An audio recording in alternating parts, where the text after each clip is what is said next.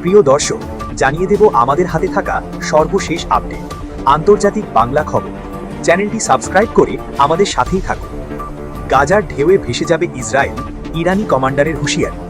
ইরানের Islamic revolutionary guard কর্পসের কুদস ফোর্সের প্রধান কমান্ডার ব্রিগেডিয়ার জেনারেল ইসমাইল কানি ইসরায়েলকে কঠোর ভাষায় সতর্ক করে বলেছেন, গাজা উপত্যকার যোদ্ধারা ভবিষ্যতে ইসরায়েলের বিরুদ্ধে বড় ধরনের সামরিক অভিযান চালাতে পারে এবং এতে ইসরায়েলকে বিপর্যয়ের ঢেউয়ে পড়তে হতে পারে।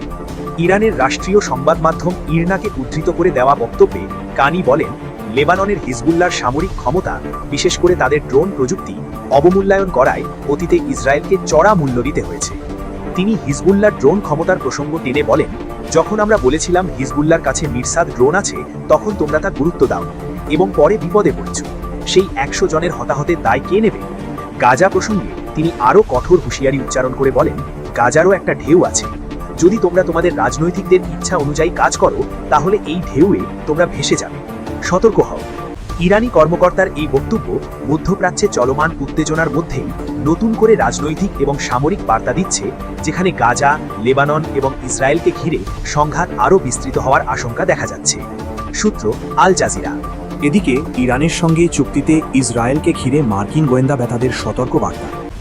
ইরানের সঙ্গে যুক্তরাষ্ট্রের সাম্প্রতিক সমঝোতা নিয়ে ইসরায়েল যেন কোনো বড় ধরনের বাধা সৃষ্টি না করে, সে ব্যাপারে ট্রাম্প প্রশাসনকে সতর্ক করে দিয়েছে মার্কিন গোয়েন্দা সংস্থাগুলো। তারা বলছে, ইসরায়েলের প্রধানমন্ত্রী বেনিয়ামিন নেতানিয়াহু এই চুক্তি ভেস্তে দিতে বেপরোয়া কোনো পদক্ষেপ নিতে পারে। শনিবার 20 জুন ওয়াশিংটন পোস্টের বরাত দিয়ে জিও নিউজ জানিয়েছে, মার্কিন গোয়েন্দা প্রতিবেদনে বলা হয়েছে, নেতানিয়াহু বর্তমানে হিজবুল্লাহের বিরুদ্ধে অভিযান চালিয়ে যাওয়ার জন্য তীব্র রাজনৈতিক চাপের মধ্যে রয়েছেন। এমন অবস্থায় তিনি মার্কিন ইরান চুক্তি নস্যাৎ করার চেষ্টা করতে পারেন। সাবেক ও বর্তমান মার্কিন কর্মকর্তাদের বরাত দিয়ে ওয়াশিংটন পোস্টের প্রতিবেদনে উল্লেখ করা হয়, ইরানের সঙ্গে এই চুক্তিতে ইসরায়েল খুবই হতাশ। তারা মনে করছে এই সমঝোতার কারণে লেবাননে তাদের অব্যাহত হামলার সুযোগ অনেকটা সীমিত হয়ে পড়েছে। একজন মার্কিন কর্মকর্তা বলেছেন, লেবানন থেকে সেনা প্রত্যাহার করা নেতানিয়াহুর জন্য বড় ধরনের রাজনৈতিক পরাজয় হিসেবে দেখা হবে। এ ধরনের হঠকারী পদক্ষেপ ও কূটনৈতিক প্রচেষ্টা ব্যর্থ করার চেষ্টা ইতোমধ্যে যুক্তরাষ্ট্র ইসরায়েল সম্পর্ক ফাটল ধরিয়েছে। মার্কিন গোয়েন্দা তথ্য অনুসারে ট্রাম্পের শান্তি সমঝোতার মূল শর্তগুলি নিয়ে ইসরায়েল বেশ ক্ষুব্ধ, কারণ এতে তেহরান ও প্রতিরোধ অক্ষের উপর চাপ প্রয়োগের যে লক্ষ্য ইসরায়েলের ছিল, তা সরাসরি চ্যালেঞ্জের মুখে পড়েছে। এদিকে চুক্তির খসড়া ও শর্ত নিয়ে আরও আলোচনার জন্য সুইজারল্যান্ডে যাচ্ছেন প্রেসিডেন্টের বিশেষ দূত স্টিভ উইটকফ এবং ইরানের পররাষ্ট্রমন্ত্রী সৈয়দ আব্বাস আরাগচি। উভয়ই নিজ নিজ দেশ থেকে রওনা দিয়েছেন। হোয়াইট হাউস উইটকফের সফরের বিষয়টি নিশ্চিত করলেও এ নিয়ে বিস্তারিত কোনো তথ্য দেয়নি। ইরানের সংবাদ মাধ্যমেও আরাগজির এই সফর নিয়ে খুব বেশি বিস্তারিত বলা হয়নি। উল্লেখ্য, শুক্রবার 20 জুন সুইজারল্যান্ডে ইসলামাবাদ সমঝোতা মনস্থাপ স্বাক্ষরের কথা ছিল। মার্কিন প্রতিনিধি দলের নেতৃত্বে থাকার কথা ছিল ভাইস প্রেসিডেন্ট জেডি ভ্যান্সের। সবশেষ জানিয়ে দেব, লোহিত সাগর নিয়ন্ত্রণে ইসরায়েলের নতুন চাল। সোমালিল্যান্ডের প্রেসিডেন্ট আব্দুর রহমান মোহাম্মদ আবদুল্লাহর সিরোর ইসরায়েল সফরকে ঘিরে মধ্যপ্রাচ্য ও আফ্রিকার কূটনৈতিক অঙ্গনে নতুন আলোচনা শুরু হয়েছে। ইসরায়েল প্রথমবারের মতো সোমালিল্যান্ডের কোনো নেতাকে রাষ্ট্রীয় মর্যাদায় স্বাগত জানিয়েছে।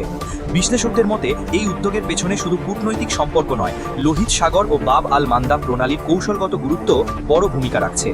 গত রবিবার জেরুজালেমে পৌঁছান সোমালিল্যান্ডের প্রেসিডেন্ট আবদুল্লাহ। এটি ছিল কোনো সোমালিল্যান্ড নেতার প্রথম রাষ্ট্রীয় সফর, যা ইসরায়েলের সঙ্গে সম্পর্কের নতুন অধ্যায় হিসেবে দেখা হচ্ছে। ইসরায়েলের প্রধানমন্ত্রী বেঞ্জামিন নেতানিয়াহুর সঙ্গে বৈঠকে আবদুল্লাহ বলেন, আমি সোমালিল্যান্ডের প্রেসিডেন্ট হিসেবে প্রথম রাষ্ট্রীয় সফরে এসেছি। 35 বছর ধরে আমরা বিশ্বকে আমাদের স্বীকৃতি দেওয়ার আহ্বান জানিয়ে আসছি। ইসরায়েল এবং আপনি নিজে প্রথম আমাদের দেখেছেন এবং স্বীকৃতি দিয়েছেন। নেতানিয়াহু এই স্বীকৃতিকে ইহুদি ইতিহাসের সঙ্গে তুলনা করেন। তিনি বলেন, আমরাও একটি ছোট জনগোষ্ঠী হিসেবে বিশ্বের কাছে নিজেদের অধিকারের স্বীকৃতি চেয়েছিলাম, তাই আপনাদের প্রতি আমাদের স্বাভাবিক সহানুভূতি রয়েছে। কূটনৈতিক সম্পর্ক থেকে কৌশলগত অংশীদারিত্ব। সফরের সময় দুই দেশের মধ্যে একটি কৌশলগত সহযোগিতা চুক্তি স্বাক্ষর হয়। ইসরায়েল ও সোমালিল্যান্ড জানিয়েছে, এই সম্পর্ক নিরাপত্তা, ব্যবসা, কৃষি, স্বাস্থ্য ও আঞ্চলিক সহ বিভিন্ন ক্ষেত্রে বিস্তৃত হতে পারে। আফ্রিকার হর্ন অঞ্চলে অবস্থিত সোমালিল্যান্ড ভৌগোলিকভাবে অত্যন্ত গুরুত্বপূর্ণ। দেশটি ইয়েমেনের বিপরীতে এডেন উপসাগরের তীরে অবস্থিত এবং লোহিত সাগর হয়ে বিশ্বের অন্যতম ব্যস্ত নৌপথের কাছে অবস্থান করছে। নেতানিয়াহুও বৈঠকে উল্লেখ করেন, সোমালিল্যান্ডের অবস্থান বাব আল মান্দাব প্রণালীর কাছে, যা লোহিত সাগরকে ভারত মহাসাগরের সঙ্গে যুক্ত করেছে। বৈশ্বিক বাণিজ্যের জন্য এই জলপথ অত্যন্ত গুরুত্বপূর্ণ। ইসরায়েলের জন্য এই অঞ্চল আরও গুরুত্বপূর্ণ হয়ে উঠেছে, কারণ গত 2 বছর ধরে ইয়েমেনের হুথি বিদ্রোহীদের সঙ্গে সংঘাত এবং লোহিত সাগরে জাহাজ চলাচলে বাধার ঘটনা দেশটির নিরাপত্তা উদ্বেগ বাড়িয়েছে। নিরাপত্তা সহযোগিতা নিয়ে জল্পনা। সোমালিল্যান্ডের সঙ্গে ইসরায়েলের সম্পর্কের সবচেয়ে আলোচিত দিক হচ্ছে নিরাপত্তা সহযোগিতা। ইসরায়েলের পররাষ্ট্রমন্ত্রী গিদিয়ন সার জানুয়ারিতে সোমালিল্যান্ড সফরের সময় বলেছিলেন, দুই দেশ একটি কৌশলগত অংশীদারিত্ব এবং প্রতিরক্ষা সহযোগিতার দিকে এগোচ্ছে। সোমালিয়ার কর্মকর্তারা অভিযোগ করেছেন, ইসরায়েল ইয়েমেনের হুথিদের বিরুদ্ধে সম্ভাব্য অভিযানের জন্য সোমালিল্যান্ডে মিলিটারি স্থাপনা তৈরি করতে আগ্রহী।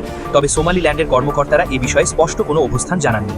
সোমালিল্যান্ডের প্রেসিডেন্ট আব্দুর রহমান আবদুল্লাহ ইসরায়েলি গণমাধ্যম i24কে দেওয়া সাক্ষাৎকারে বলেন, বর্তমানে কোনো সামরিক ঘাঁটি স্থাপনের পরিকল্পনা নেই। তবে ভবিষ্যতের সম্ভাবনা নিয়ে প্রশ্ন করা হলে তিনি বলেন, আমি তা পুরোপুরি উড়িয়ে দিতে পারছি না। এই আলোচনার কেন্দ্রবিন্দুতে রয়েছে সোমালিল্যান্ডের বৃহত্তম উপকূলীয় শহর বারবেরা। এডেন উপসাগরের তীরে অবস্থিত এই শহরের বিমানবন্দর আগে সোভিয়েত ইউনিয়ন নির্মাণ করেছিল এবং পরে নাসা ব্যবহার করেছে। সম্প্রতি সময় এটি মিলিটারি ব্যবহার উপযোগী করা হয়েছে বলে জানিয়েছে আন্তর্জাতিক নিরাপত্তা বিশ্লেষকরা। ইসরায়েলের প্রতিরক্ষা মন্ত্রী ইসরায়েল কাটজ বলেন, দুই দেশের মধ্যে দীর্ঘদিন ধরে গোপনে বিভিন্ন কার্যক্রমে সহযোগিতা রয়েছে এবং ভবিষ্যতে এই সম্পর্ক আরও উচ্চ পর্যায়ে যাবে। সোমালিয়ার উদ্বেগ। সোমালিয়া ইসরায়েল সোমালিল্যান্ড সম্পর্ক নিয়ে তীব্র উদ্বেগ জানিয়েছে। সোমালিয়ার পররাষ্ট্র মন্ত্রণালয়ের প্রতিমন্ত্রী আলী ওমর বলেন, তাদের সবচেয়ে বড় আশঙ্কা হল সোমালিল্যান্ড যেন ইসরায়েলের রাজকীয় সংঘাতে জড়িয়ে না পড়ে। তিনি বলেন, এই ধরনের হস্তক্ষেপ এমন একটি অঞ্চলে নতুন সংঘাত নিয়ে আসতে পারে যা ইতোমধ্যেই অনেক সমস্যার মধ্য দিয়ে যাচ্ছে। সোমালিয়া জানিয়েছে, তারা সোমালিল্যান্ডের সঙ্গে সংলাপের জন্য সব সময় প্রস্তুত, তবে দেশের অখণ্ডতার প্রশ্নে কোনো আপোষ করবে না। 1991 সালে সোমালিয়ায় গৃহযুদ্ধের পর সোমালিল্যান্ড নিজেদের স্বাধীনতা ঘোষণা করে, তবে এখনও পর্যন্ত অধিকাংশ দেশ এটিকে স্বাধীন রাষ্ট্র হিসেবে স্বীকৃতি দেয়নি। ইসরায়েলের স্বীকৃতির ফলে দীর্ঘদিনের এই বিরোধ আন্তর্জাতিক পর্যায়ে নতুন গুরুত্ব পেয়েছে। জেরুজালেমে দূতাবাস খোলা নিয়ে বিতর্ক। সফরের সময় সোমালিল্যান্ড জেরুজালেমে আনুষ্ঠানিকভাবে তাদের দূতাবাস চালু করে। অনুষ্ঠানে উপস্থিত ছিলেন ইসরায়েলের পররাষ্ট্রমন্ত্রী গিদিয়ন সার। বেশ কিছু দেশ জেরুজালেমের মর্যাদা নিয়ে আন্তর্জাতিক বিরোধের কারণে তাদের দূতাবাস তেল আবিবে রাখে। ইসরায়েলের পুরো জেরুজালেমের উপর সার্বভৌমত্বের দাবিও আন্তর্জাতিকভাবে ব্যাপক স্বীকৃতি পায়নি। সোমালিল্যান্ডের এই সিদ্ধান্তের নিন্দা জানিয়েছে প্যালেস্তিন, আরব লীগ, ইসলামী সহযোগিতা সংস্থা সহ কয়েকটি দেশ ও সংগঠন। ইসরায়েলের লক্ষ্য লোহিত সাগর। দক্ষিণ আফ্রিকা ভিত্তিক ইনস্টিটিউট ফর সিকিউরিটি স্টাডিজের গবেষক মোসেস ক্রিসপাস ওকেলো বলেন, ইসরায়েলের আসল লক্ষ্য শুধু সোমালিল্যান্ড নয়, বরং লোহিত সাগর। তার মতে, ইসরায়েল বর্তমানে রাজকীয়ভাবে আরও বিচ্ছিন্নতার মুখে পড়েছে, তাই সোমালিল্যান্ডের মতো একটি কৌশলগত অবস্থানের অঞ্চলের সঙ্গে সম্পর্ক গড়ে তোলা তাদের জন্য গুরুত্বপূর্ণ সুযোগ। সোমালিল্যান্ডেও শুরু হয়েছে বিতর্ক। ইসরায়েলের সঙ্গে সম্পর্ক স্থাপনের সিদ্ধান্ত সোমালিল্যান্ডে ব্যাপক সমর্থন পেলেও বিরোধিতাও তৈরি হয়েছে। সোমালিল্যান্ডের সাবেক প্রেসিডেন্ট মুসে বিহি আবদি সরকারকে ইসরায়েলের সঙ্গে চুক্তির বিস্তারিত প্রকাশ করার আহ্বান জানান। তিনি আশঙ্কা প্রকাশ করেন, সোমালিল্যান্ডকে কোনো আঞ্চলিক মিলিটারি সংঘাতে ব্যবহার করা হতে পারে। তিনি বলেন, আমাদের সংবিধান এমন কোনো পদক্ষেপ অনুমোদন করে না যা মুসলিম জনগণের ক্ষতি করে বা ধর্মীয় মূল্যবোধের বিরুদ্ধে যায়। দেশের ইসলামী আলেমদের মধ্যেও এ বিষয়ে মতভেদ রয়েছে।